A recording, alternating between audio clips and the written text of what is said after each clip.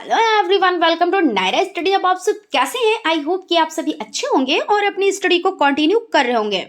Friends, आज का जो लेक्चर हो जाता है वो लेक्चर नंबर 3 हो जाता है और चैप्टर आपका भी जो चैप्टर है वो भी 3 ही चल रहा है। और इसमें लेसन के नेम की बात की जाए तो घातांक की अवधारणा एवं पूर्णांक तथा परिमेय संख्याओं को घातांक के रूप में लिखना, ये हो जाता है। इस पे हम लोगों ने डिटेल में डिस्कस कर रखी है। सो थोड़ा सा अभी और डिस्कस कर लेते हैं, उसके बाद हम लोग चलते हैं, ठीक है ना। और अगर डिटेल में डिस्कस आपको चाहिए, डिटेल में आपको चीजें चाहिए, तो आप लोग प्लेलिस्ट में जाकर वहां पर चीजों को देख सकते हैं और चीजों को बहुत अच्छे से समझ सकते हैं। और एक चीज बताएंगे कि अगर आपने जैसे ये लेक्चर 3 है तो फर्स्ट लेक्चर और सेकंड लेक्चर आप लोग जरूर देखिए, क्योंकि जब आप स्टार्टिंग से चीजें देखते हैं तो आपको वो चीजें ज्यादा समझ में आती हैं, ठीक है ना। तो चलते हैं, थोड़ा सा यहाँ पे रिवीजन कर लेते हैं और उसके बाद हम लोग आगे बढ़ते हैं। तो आप लोग को अच्छे से पता है, जैसे आपका हो जाता है a की घात m और गुणे a की घात n, तो इस कंडीशन में आपको क्या करना होता है? तो इस कंडीशन में ये होता है, जब देखिए आपका आधार, ये आपका क्या है? ये आधार है और ये आपका घात है, यानी जो a है वो आधार है और जो m और n है वो क्या है? घात है। तो इस कंडीशन में क्या करना होता है? घातें जुड़ जाती हैं, यानी a की घात m गुणे a की घात n बराबर a m प्लस n हो जाती हैं। इसी तरह जब बटे में होता है, यानी आपका a की घात m और आपका भाग और a की घात n हो, तो बराबर क्या होता है? तो घातें घट जाती हैं, यानी आपका हो जाता है a की घात m माइनस n, ये आपका आंसर हो जाता है। तो इस तरह से आप चीज़ों को अच्छे से समझ सकते हैं। बाकी डिटेल में चीज़ें जाननी है तो आपको प्लेलिस्ट में जाकर फर्स्ट लेक्चर और सेकंड लेक्चर देखना रहेगा। तो चलते हैं क्वेश्चन की तरफ, क्वेश्चन देख लेते हैं। क्वेश्चन हो जाता है x की घात ऊपर आपका है 5/7 और भाग x की घात आपका हो जाता है 12/7 को सरल कीजिए। अब यहाँ पे कंडीशन क्या है कि भाग में है, और जब भाग में होता है तब क्या करना होता है? तो यहाँ पे हम स्टेप बाय स्टेप चीज़ों को समझेंगे। तो सबसे पहले जो नंबर्स आपको क्वेश्चन में दिए होते हैं वही तो आपको सबसे पहला स्टेप वही करना होता है। उसके बाद क्या करना होता है? तो यहाँ पे क्या होता है कि घातें जब घट जाती हैं तो इस तरह से आप समझे, आप लिख सकते हैं x और आपका हो जाता है 5/7। और आप देखिए यहाँ पे आप इस तरह से लिख सकते हैं, जैसे आपका कोई नंबर है और इस तरह से आपका लिखा है, जैसे हमने XYZ कोई भी नंबर मान लिया, तो आप इस तरह से भी तो लिख सकते हैं ना। तो बात तो वही है। तो आपने क्या किया? अब इस जो ये कंडीशन लिखी हुई है उसको आपने इस कंडीशन में लिख दिया, ठीक है। यहाँ तक आपका क्लियर हो गया। तो देखिए सबसे पहले क्या है कि x और 5/7 और बटे में आपने कर दिया x और 12/7। अब नेक्स्ट स्टेप देखते हैं। नेक्स्ट स्टेप में क्या करना है आपको? तो x और ऊपर आपका 5/7 घात लगी हुई है और यहाँ पे, क्योंकि यहाँ पे क्या करना है? माइनस करना है, तो गुणे x और माइनस 12/7 क्या करना है? फिर यहाँ पे देख लेते हैं, x आपका हो जाता है 5/7 प्लस और माइनस, प्लस और माइनस, क्योंकि जब दो चिन्ह एक साथ लगते हैं तो उसको हम ब्रैकेट के अंदर कर देते हैं और 12/7 आपका हो जाता है। फिर आपका यहाँ पे देखिए x और 5/7 और माइनस 12/7। अब क्या करेंगे? अब एलसीएम निकालेंगे, क्योंकि देखिए यहाँ पे जो हर है वो समान है। जब हर समान होते हैं तो उस कंडीशन में हमें क्या करना होता है? तो यहाँ पे हम लोग समझ लेते हैं कि अब आपको एलसीएम लेना रहता है। एलसीएम देखिए, आधार यहाँ पे आप देख लें कि हर समान है और हर समान होने पर क्या करते हैं? यहाँ पे समझिए आप लोग कि हर समान है तो x और यहाँ पे आप कर लें। देखिए यहाँ पे हर समान हो गया। अब इसको क्या करेंगे आप? देखिए 7 और यहाँ पे 7 एकम 7 और 1 पंजे 5 यहाँ पे हो गया। फिर 7 यहाँ पे है, 7 एकम 7 और यहाँ पे 12 है तो 12 एकम 12, यही तो हुआ ना। ये माइनस के तो माइनस, फिर क्या है? प्लस, क्योंकि प्लस दिखता नहीं लेकिन प्लस होता है ना। यही तो होता है ना, प्लस लिखा नहीं होता लेकिन प्लस के 5 हैं तो प्लस माइनस माइनस हो जाएगा, माइनस यानी घट जाएगा। तो 12 में से 5 जाएंगे तो 7 बचेंगे। कितने बचेंगे? तो यहाँ पे देखिए 7 बचे हैं। और क्योंकि देखिए बड़ी संख्या के सामने आपका माइनस का चिन्ह लगा हुआ है, तो आपको क्या करना है, माइनस का चिन्ह लगाना है। और आपका हर में 7 है तो आपने 7 लिख दिया। अब क्या करेंगे, 7 एक कम 7 और 7 एक कम 7, यानी आपको क्या निकल कर आया, x और माइनस, क्योंकि यहाँ पे माइनस है ना तो माइनस का 1 हो जाएगा, माइनस का 1 हो गया। अब आप इसको इस तरह से लिख सकते हैं कि बराबर 1/x। और यहाँ पे क्या चीज़ क्लियर की गई थी, यहाँ पे ये चीज़ क्लियर की गई थी कि अगर जैसे प्लस में होती है कोई चीज़ तो वो माइनस में, यानी प्लस में है तो माइनस में हो जाएगी। किस में हो जाएगी, तो अगर प्लस में है तो माइनस में हो जाएगी, और अगर माइनस में है तो प्लस में हो जाता है। तो इसका मतलब ये है, जब नीचे संख्या लाते हैं तो यानी आप इस तरह से लिख सकते हैं, 1/x लिख सकते हैं। यही आपका फाइनल आंसर निकल कर आ गया। तो आई होप आप लोगों को चीज़ें समझ में आई होंगी।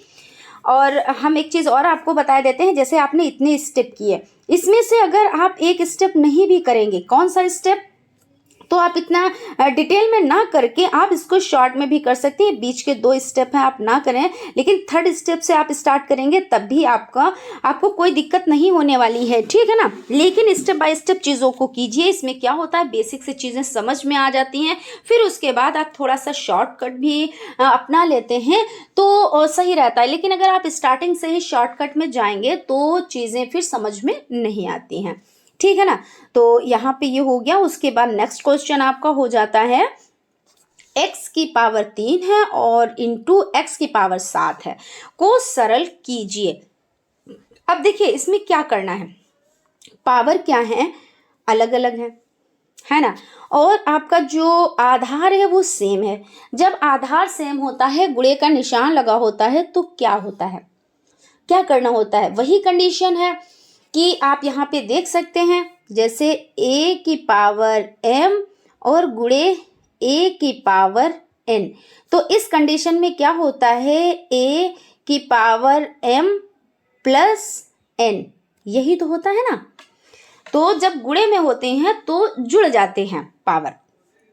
अब क्या करेंगे, देखिए समझिए यहाँ पे, तो x, क्योंकि यहाँ पे आधार समान है तो हमने x को उठा लिया, और क्या क्या जो घात हैं उनको 3 और प्लस आपका 7 हो जाता है, ठीक है ना, 3 + 7 हो जाता है।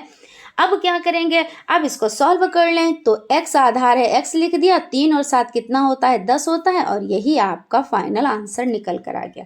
देखिए कितना इजी है। ऐसे आपने नंबर देखे होंगे, x की पावर 3 इंटू x की पावर 7 है, कितना टफ है। आप सोचे तो आप एक नज़र देखते ही आप पहचान जाएंगे कि इसका आंसर क्या आने वाला है। भाई गुणा है तो घाते जुड़ जाएंगे, 7 3 10, जैसे ही आपने क्वेश्चन देखा 7 3 10 होता है, और आधार समान है यानी x की पावर 10, यही आंसर निकल कर आएगा, है ना। तो आपने बिल्कुल बहुत ही अच्छे ढंग से फटाफट से आपने कर लिया। लेकिन इसके लिए क्या करना होगा, फटाफट से करने के लिए क्या होता है, प्रैक्टिस करनी होती है, और जब प्रैक्टिस हो जाती है तब चीज़ें बहुत ही, आपने जैसे ही क्वेश्चन देखा वैसे ही आप सॉल्व कर ले जाएंगे।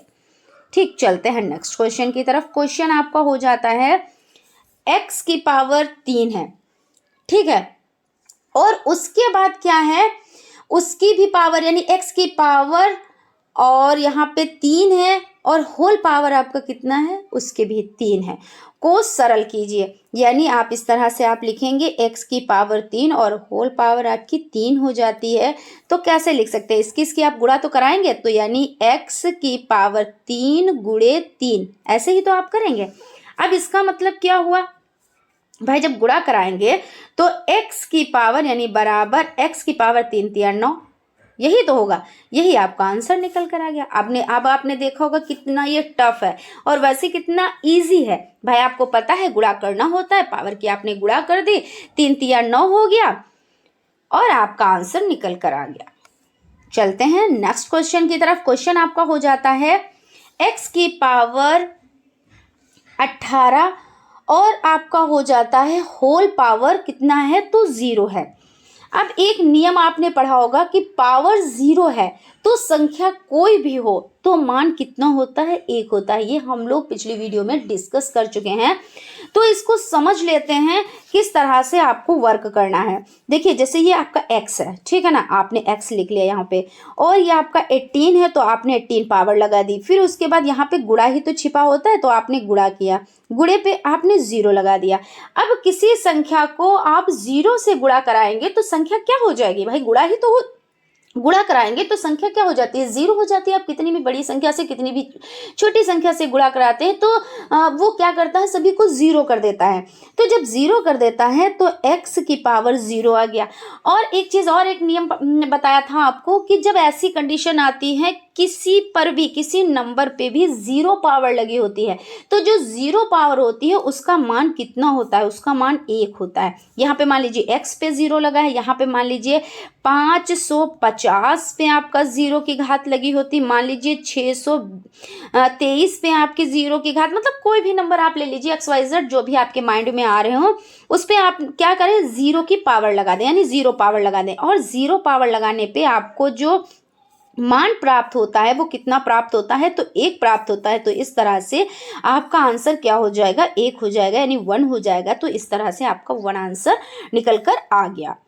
चलते हैं नेक्स्ट क्वेश्चन की तरफ। क्वेश्चन आपका हो जाता है, यदि 7/5 की पावर कितना है, तो 4 है, और गुणा 7/5 की पावर 3 है, इज इक्वल टू 7 की पावर 5 और ऊपर पावर यानी 7/5 है और पावर कितना है, तो आपका x माइनस 1 हो तो x का मान ज्ञात करना है। अब आपको क्या करना है, x का मान भी ज्ञात करना है। देखिए यहाँ पे मैथ में भाई देखिए x का मान ज्ञात किया जाता है, ठीक है ना।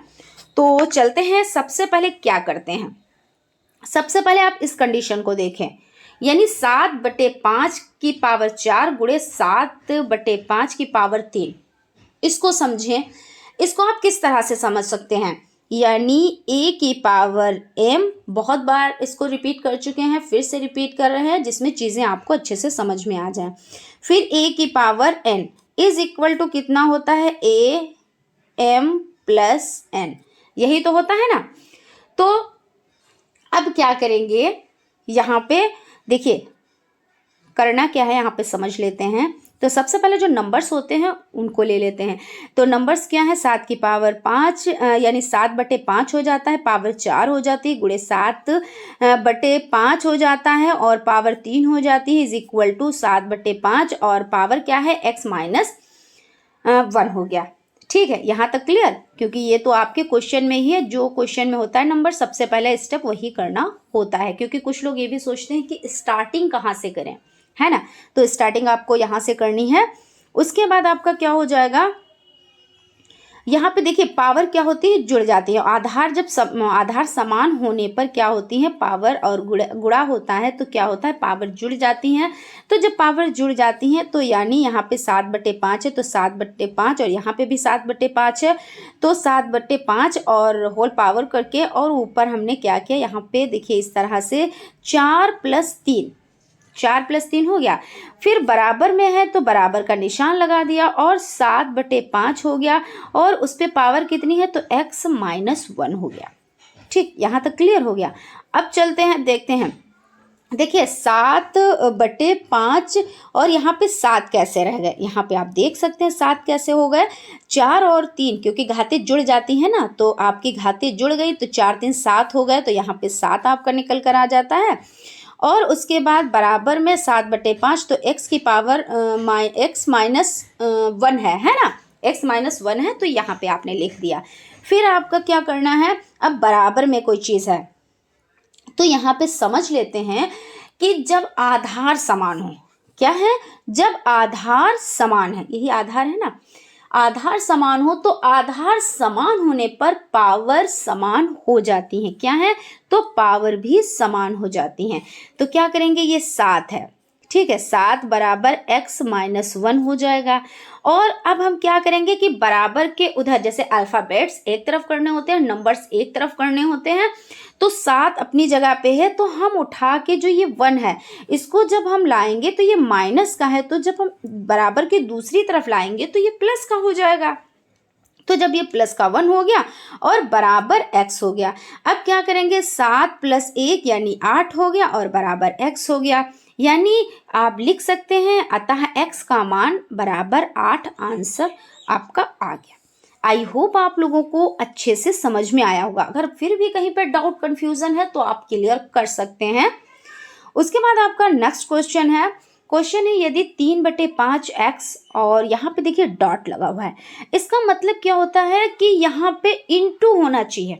अगर इस तरह भी क्वेश्चन आ जाए फिर आप कंफ्यूज हो गए कि अब क्या करना है, तो करना कुछ नहीं है, इंटू है यहाँ पे, ठीक है।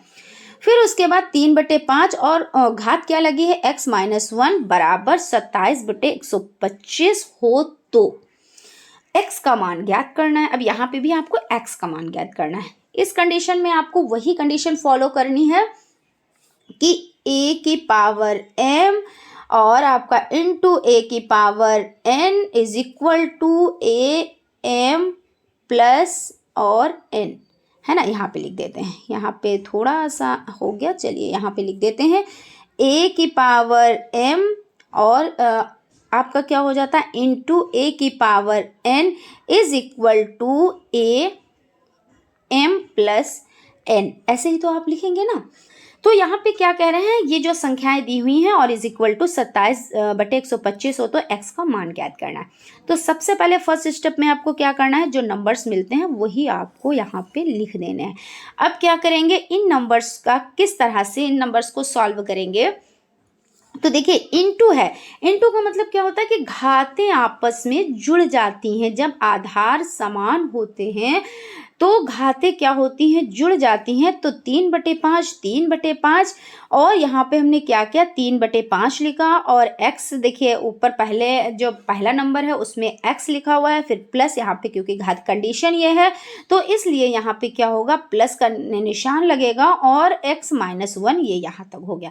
फिर बराबर का निशान लगाएंगे और इसके बाद आप ये 3/5 आपने किस तरह से लिखे हैं इसको भी समझ ले, यानी यहाँ पे किस तरह से लिखे हैं इसको समझेंगे। तो यहाँ पे 27 है, तो 27 को आप कैसे लिख सकते हैं 3 × 3 × 3 ऐसे तो लिख सकते हैं। तो 3 × 9 = 27, है ना। तो ये क्या हुआ, वर्गमूल जो 2 बार में निकलता है यानी जोड़ा बनता है और घनमूल हो जाता है। तो यहाँ पे 3 हमने लिख दिया। फिर ये 5 कैसे बना, तो 5 × 5 × 5 यानी 5 25 25 पंजे 125। तो इसका एक 5 हमने उठा लिया, यहाँ पे लिख दिया। अब क्या किया यहाँ पे, क्योंकि ये क्यूब है ना, तो यहाँ पे हमने लिख दिया, हो गया। अब क्या हुआ देखिए, बराबर के इस तरफ भी 3/5 है और बराबर के इस तरफ दूसरी तरफ भी 3/5 ही है। अब नेक्स्ट स्टेप पे चलते हैं। नेक्स्ट स्टेप क्या करना है तो यहाँ पे समझ लेते हैं। नेक्स्ट स्टेप में देखिए 3/5 है तो यहाँ पे x और x जोड़ा तो क्या बना, तो 2x बन गया। x और x भाई जोड़ेंगे तो 2x बनेगा और यहाँ पे माइनस का ये है तो माइनस ही रहेगा, हो गया। फिर बराबर में 3/5 है, ऊपर घात कितनी लगी हुई है तो 3 लगी हुई है, तो इसको इसी तरह लिख लेंगे। अब क्या करेंगे, वही कंडीशन है कि जब आधार समान हो तो क्या होता है, आधार समान होने पर पावर भी समान हो जाती हैं। तो 2x - 1 और बराबर यहाँ पे 3 हो गया।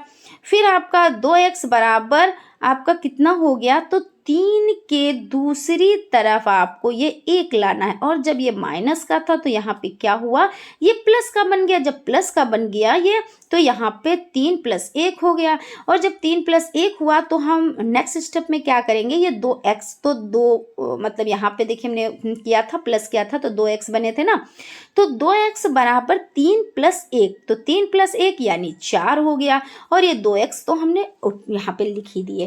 अब क्या करना है, जब संख्या गुणा में हो तो उसको भाग किया जाता है, जोड़ में तो घटाना, घटाने में तो जोड़, इस तरह से ये प्रक्रियाएं अच्छे से कर लेते हैं।